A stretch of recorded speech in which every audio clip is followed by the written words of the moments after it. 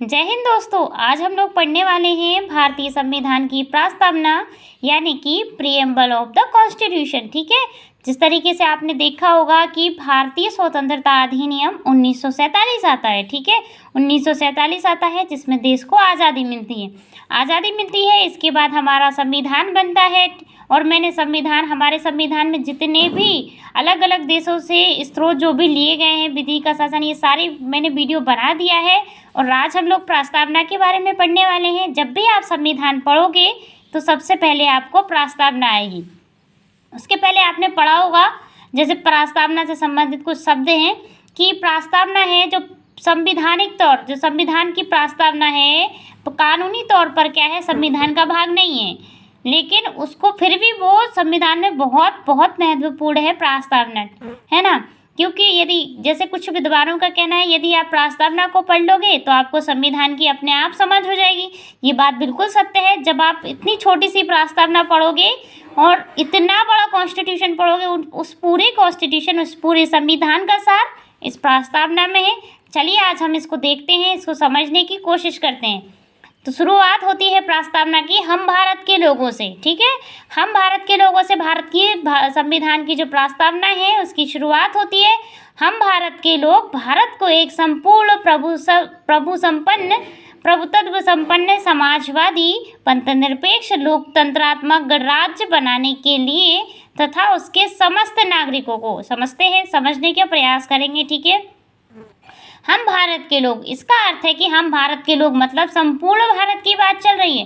भारत में जितने भी नागरिक हैं, ऐसा नहीं है किसी विशेष धर्म के, हिंदू, मुस्लिम, सिख, ईसाई, बौद्ध, जैन, पारसी, सभी धर्म के लोगों की बात चल रही है, क्योंकि हम सभी सबसे पहले भारतीय हैं। ठीक है, तो हम भारत के लोग, एक एक व्यक्ति, हम भारत के लोग भारत को एक संपूर्ण यानी पूरी तरीके से संप्रभु संपन्न, क्या है, हम संप्रभु हैं, हमारे अपने अधिकार है, हमारे ऊपर किसी भी देश का या किसी भी बाह्य शक्ति का नियंत्रण नहीं है। जिस तरीके से हमारे ऊपर 1947 के पहले हमारे ऊपर किसका नियंत्रण था, ब्रिटेन का नियंत्रण था, है ना। हमारे ऊपर हमारे जो भी डिसीजन देते थे वो सारे कौन, ब्रिटेन की संसद बनाती थी और वो कानून यहाँ पे आके लागू होते थे।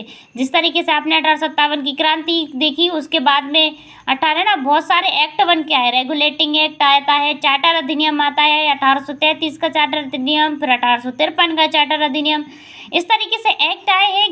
तो उस समय जो हमारा भारत था वो आज़ाद नहीं था, लेकिन संप्रभु का अर्थ होता है हम पूरी तरीके से आज़ाद हैं, हम अपनी नीतियाँ खुद बनाएंगे और खुद ही लागू करेंगे। समाजवादी का अर्थ होता है एक तरीके से सभी समाजवादी, हम सभी समाज के वर्गों का प्रतिनिधित्व करेंगे। ठीक है, सभी समाज के जो लोग हैं वो सभी समान हैं हमारे लिए। पंथ निरपेक्ष, ठीक है, हमारा पंथ जो है निरपेक्ष है, हम सभी के साथ समान व्यवहार करेंगे। लोकतंत्र, गणराज्य बनाने के, लोकतंत्र का अर्थ होता है जनता का शासन, है ना। लोकतंत्र का क्या अर्थ होता है, जनता का शासन, प्रत्येक व्यक्ति का शासन में जैसे कि जैसे जो लोग 18 साल के हो जाते हैं उन्हें वोट डालने का अधिकार होता है, वोटिंग करने का अधिकार होता है।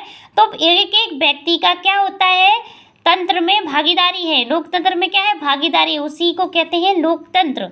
गणराज्य का अर्थ होता है, सामान्य छोटे शब्दों में हम समझ रहे हैं, गणराज्य का अर्थ होता है कि जो राजा का जो शासक, मतलब जो शासक होता है उसका जो पद है, शासक का पद वंशानुगत नहीं होता है कि जो राजा है उसके पिता भी शासक थे, वो भी शासक बन गया, उसका बेटा आएगा तो वो भी उसी गद्दी पर बैठेगा, ऐसा नहीं है। हमारे यहाँ जैसे राष्ट्रपति भारत के पहले नागरिक होते हैं आर्टिकल 52 के अनुसार, तो वो राष्ट्रपति क्या है, जितने भी आपने देखा होगा, जितने भी विदेशी मामले हैं सब राष्ट्रपति क्या करते हैं, राष्ट्रपति के ही नाम से होते हैं, जितने भी विदेशी मामले हैं सारे।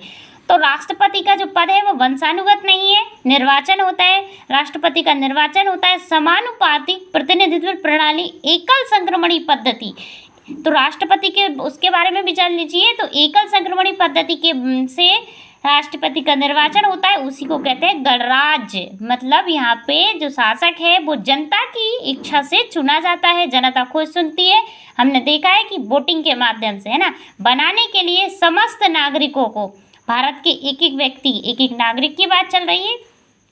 इतना समझ में आया है ना। अब हम आगे देखते हैं, सामाजिक, आर्थिक, राजनैतिक न्याय, कितने प्रकार के न्याय की बात की गई है प्रस्तावना में? तो सामाजिक, आर्थिक, राजनीतिक न्याय। और अब आगे देखते हैं, विचार, अभिव्यक्ति, विश्वास, धर्म की और उपासना।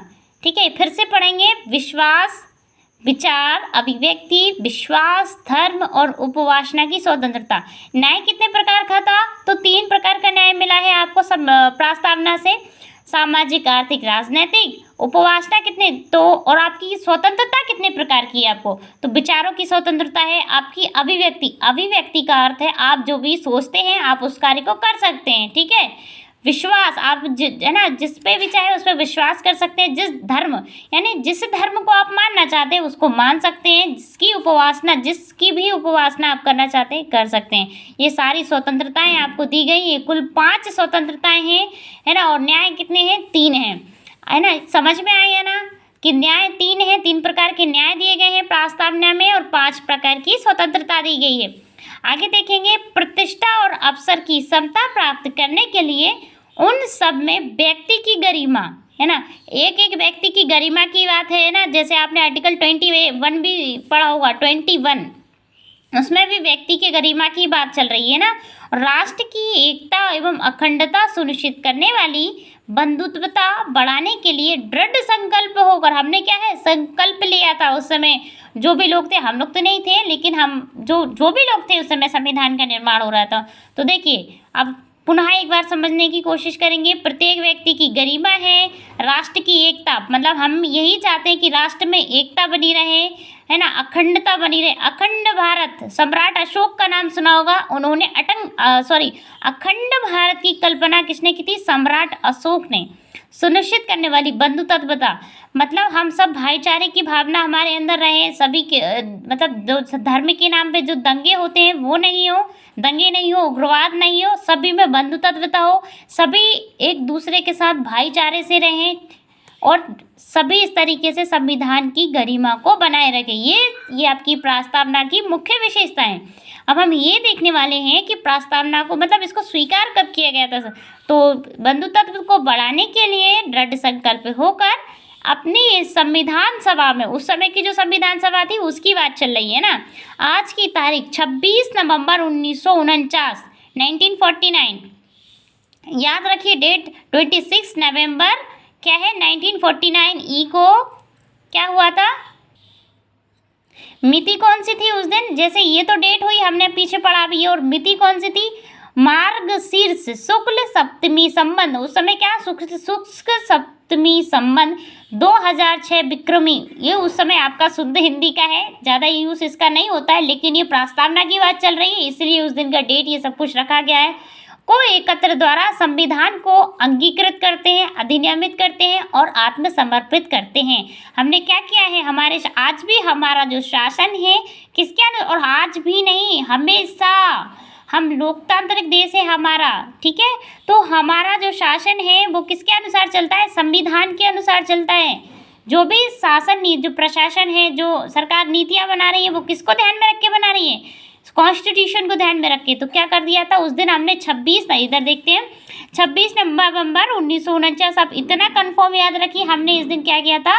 संविधान को अंगीकृत किया था, मतलब हमने इसको स्वीकार किया था और वर्तमान समय में भी सारी नीतियाँ हम इसको कर रहे हैं, इसी के अनुसार चल रही हैं, ठीक है। लेकिन अब एक बार और हम इसको देखेंगे। जैसे संविधान में कुछ शब्द होते हैं, जैसे कि गणराज्य होगा, लोकतंत्र हो गया, समाजवादी, पंथनिरपेक्ष, इन शब्दों पे मैंने अलग से वीडियो बनाया, आप उनको देखिएगा कि मेनली जो संप्रभु है, जो समाजवादी है, उनका अर्थ क्या होता है। ये शब्द हमारी प्रस्तावना में क्यों दिए गए हैं ना। और जो हमारी प्रस्तावना है बहुत बहुत मोस्ट इम्पॉर्टेंट है ना, इसको याद करना है। इससे जो क्वेश्चन है बहुत ज़्यादा आते हैं एग्जाम में, क्योंकि आपको पता है कि जो प्रस्तावना है, संविधान कानूनी तौर पर ये संविधान का भाग नहीं होते, ये इसको कानूनी तौर पर नहीं बना गया है, नहीं माना गया है, लेकिन ये संविधान का महत्वपूर्ण भाग है, ठीक है। ये प्रस्तावना देख चुके हैं। इस तरीके के वीडियो को देखने के लिए सब्सक्राइब कीजिए हमारा चैनल, वीडियो को लाइक कीजिए। धन्यवाद दोस्तों।